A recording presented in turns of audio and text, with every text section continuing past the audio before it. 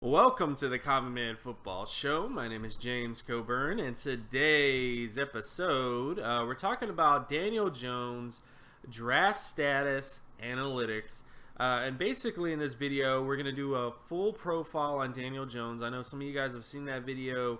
If you have not seen the Daniel Jones analytics video, you can kind of look it up. But I just wanted to do a refresher because I have more information, more data in terms of how draft status factors into quarterback success. Because, you know, we talk a lot about the percentages when it comes to success as a quarterback.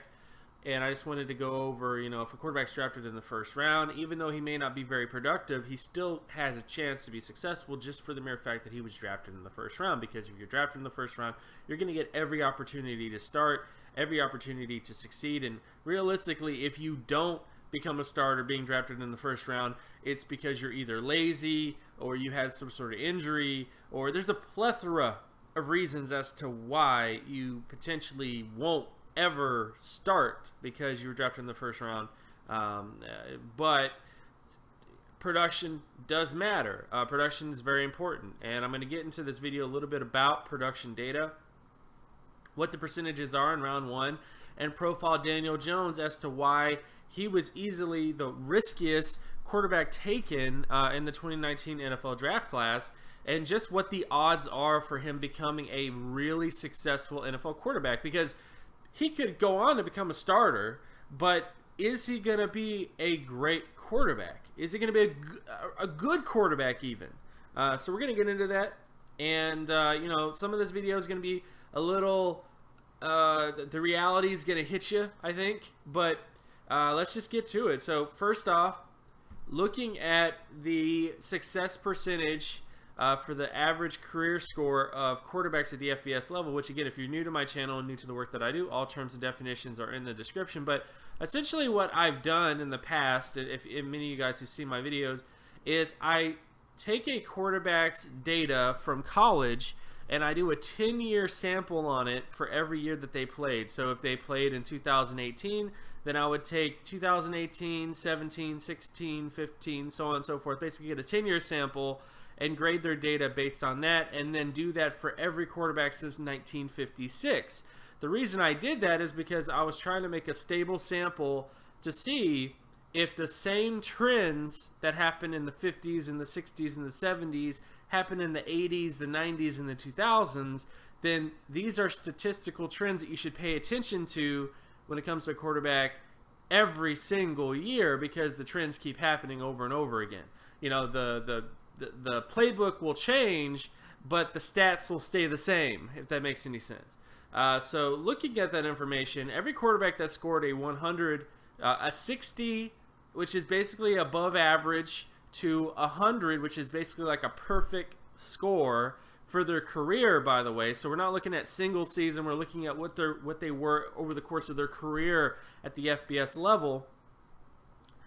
Quarterbacks that were drafted in the first round who had a 100 to 60 score have 69% chance of becoming a long-term starter at the NFL level. Meaning if you're drafted in the first round and you have a 100 to a 60 career score, there's a very high likelihood that you're going to become an NFL starter. You're going to have 64 starts under your belt. If you had a 59 to 50 score, so again, we're coming closer to kind of average to slightly above average, you have a 60% chance of becoming a long-term NFL starting quarterback, which based on my data, 64 starts or more is what a long-term starter is. And if you have a 49 to 0 score in terms of your career data, you have a 22%. So only 22% of the quarterbacks that had a below average career FBS score drafted in the first round became long-term starters. Now, we're going to get into a little bit of the qualitative side of things, because I do think that there has to be, you can't just look at things from a quantitative standpoint, you also have to look at the qualitative side of things, which we're going to get to that towards the end of the video. But I just want to get this general data out there to you so you can kind of get a base understanding of where I'm coming from. And again, all this data is since the 1969 NFL draft class. I haven't gone to 1956 yet because my draft status information hasn't gone that far yet, which eventually it will. But I'm having to to do a bunch of work and do a bunch of work and do a bunch of work. So I'll get there when I get there. But then you look at the average NFL career score. So another thing that I've done in the past is I've looked at NFL quarterback data. So I took the same methodology at the college level and applied it to the NFL level, basically doing a 10-year sample of quarterbacks based on their statistics and then comparing it to every quarterback in the last 10 years at the NFL level. And I looked at the career NFL data. So essentially what I did is I looked at the college career data, and then I looked at what they did in the NFL. So all the quarterbacks that were drafted in the first round, I looked at what their career FBS data was, and then I looked at what their NFL data was. If they never played, I just gave them a 0. Okay? So I just gave them a 0 score. And that's why there's going to be a lot of below average scores for the average NFL career score because of the zeros, which eventually I'll try to figure out a way to kind of filter out those guys, which I actually could filter out those guys right now, but I didn't want to make things too complicated. But basically it's like this. Quarterbacks that had a 100 to 60 career FBS score and became an NFL starter had an average NFL career score of 46.48. So not that great. Very unlikely that, a quarterback may become a long-term starter, but that doesn't mean that they're going to be good. Okay, that's the basic point of all this, is just because you can become an NFL starter doesn't mean that you're going to be good. Guys that had a 59 to 50 score had a 37.91 average NFL career score, and guys that had a 49 to 0, they averaged a 22.12 out of 100, which is just bad. It's just bad quarterback play. I mean, all of this is bad quarterback play, but I would say at least 100 to 60 is close to average quarterback play. Average play at the quarterback position. So again, looking at all this data, that's kind of what you want to be looking out for, is the fact that not only is there a success percentage, but even the quarterbacks that got a chance to start, in the 59 to 50 area or the 49 to 0 area were typically below average, significantly below average, or well below average of what guys who scored 100 to 60 did. So that's just the general point about this, is that, looking at things from just a success percentage, there was more starters, but not only that, the starters that typically came out of the 100 to 60 area were better starters than the guys that came out of the 59 to 50 and the 49 to 0 area. So then let's get to Daniel Jones. Daniel Jones, based on his FBS career scores and his high school production score, I'm not going to get too much into high school production data, but just to get that out there, he had a 16.12 high school production score. His highest FBS score was a 57.68. Based on the data since the sort of points right here, every single long-term starting quarterback since 2007 had at least a 56 high school production score. So Daniel Jones didn't really hit that area. I'm not going to get too much in the significance of that in this video because I'm really just want to focus more on the FBS data, the college data. 57.68 was his highest FBS stat score, which he did hit above at least the starting quarterback threshold of 26 or higher, but he didn't hit the Pro Bowl quarterback threshold of 80 or higher. But then we get to his average career FBS score, which is the biggest issue for Daniel Jones, is that his average career FBS score is about 49.38, rounded it up to 49.4 on the chart that I'm about to show you in a little bit. But just to make any sense of this, he basically had a below average career FBS score. And then, of course, you get to the bottom end thresholds at the position. In general, when you look at the averages, the average NFL career FBS score is 87.77 for an All-Pro player, 72.26 for a Pro Bowl player, and 70.76 for a starter. So again, he's nowhere near the averages of a starter or All-Pro player. And when you look at the bottom end thresholds, he hits at least above the starter career threshold. But again, that's the bottom end threshold. Like, that's scraping the bottom of the barrel when it comes to that. So you can see the Pro Bowl career threshold is 64.6 and the All-Pro threshold is 77.32, which again deals with the quality side of things. But getting to this, so now we're just going to get to the general sort of information here. These are all the quarterbacks that had a below average career score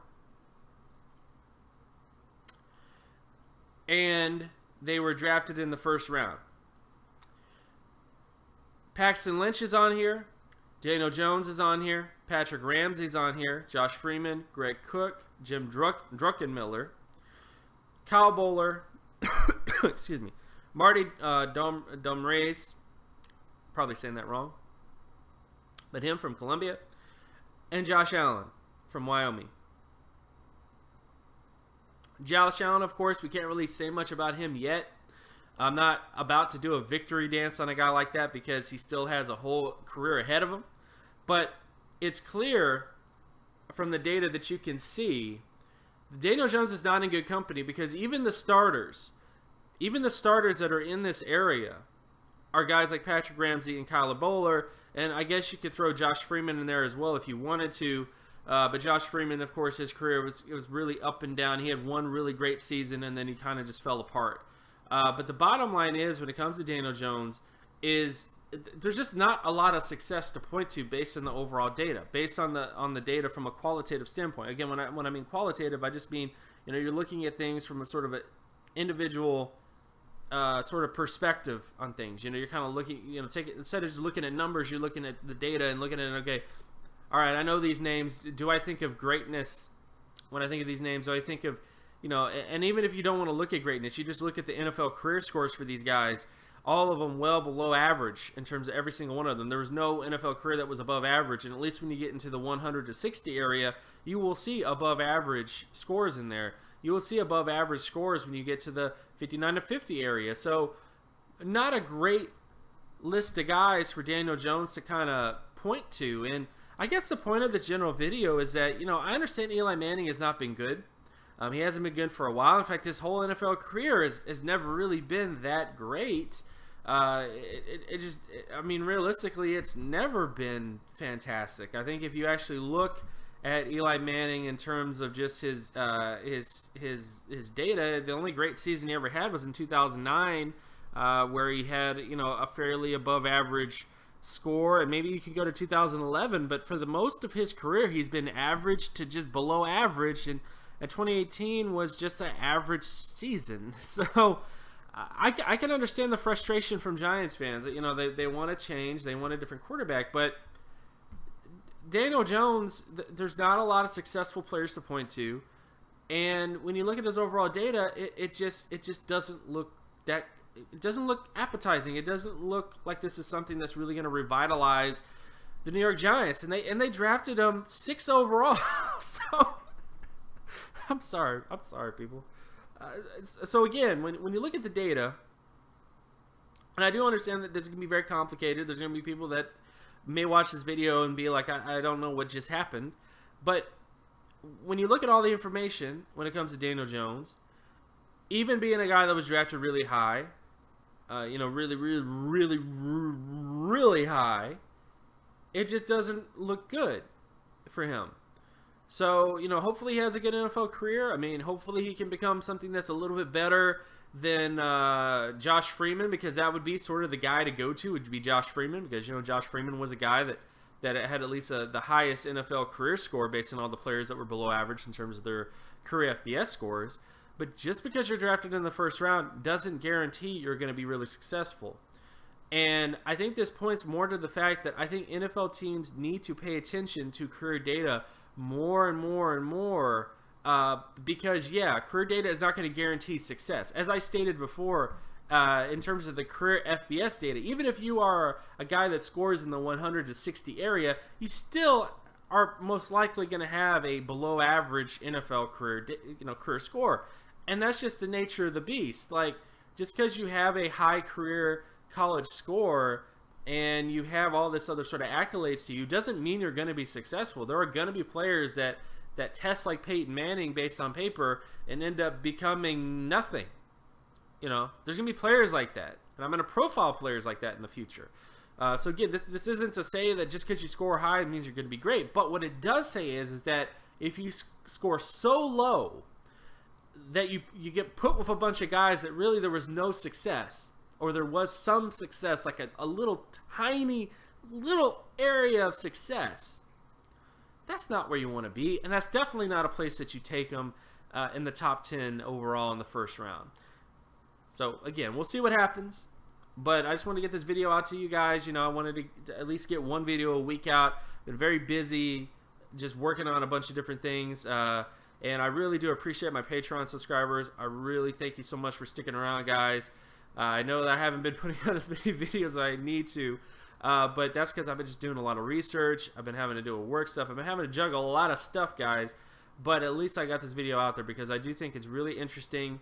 It's again, the draft status data is really going to add another wrinkle to the data, another layer to the data to make things a little spicier. I'm trying to make my meatballs a little spicier. A little extra, little dash, a little something. And I think this definitely is something that's really going to open your eyes to the fact that, to the sort of areas where data can go, and what data can be for. And kind of it cements things a lot, because people, again, data to me is about asking questions. There's always going to be people that have asked me questions. Well, he was drafted in the first round. Doesn't that mean anything? And yeah, it does mean something, but it doesn't mean as much as you think it does. Sometimes a guy just didn't test well in college, and he's probably not going to be successful no matter how high he gets drafted.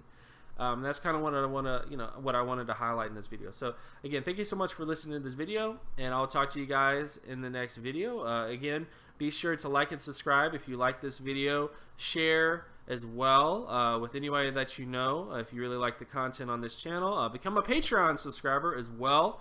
If you want more videos, if you want to support me in any type of way, that's probably the best way to support this channel is to go to my Patreon page and become a donator there, make a donation there, because that really helps me out a lot.